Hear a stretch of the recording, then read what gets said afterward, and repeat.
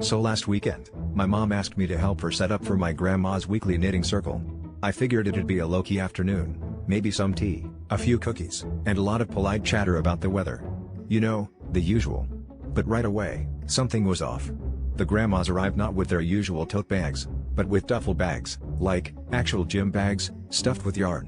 One even had a sweatband on. I thought maybe bingo had gotten a little more intense lately, but I shrugged it off.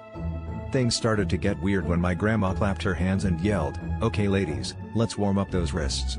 Suddenly, 8 septuagenarians stood up and began doing what I can only describe as jazzercise for fingers. One of them cracked her knuckles so loudly the dog hid under the couch. Then, as if on cue, they all pulled out identical scarves in progress and began knitting in perfect unison, needles flashing, yarn flying, and not a single stitch dropped.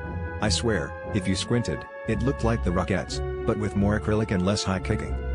Next, my grandma started barking out commands, increase by 2.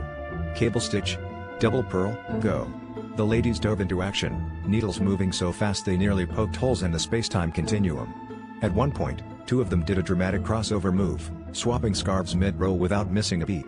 A neighbor popped his head in to complain about the noise, but left in awe when he saw Mildred execute a perfect slip-slip knit dismount while maintaining eye contact.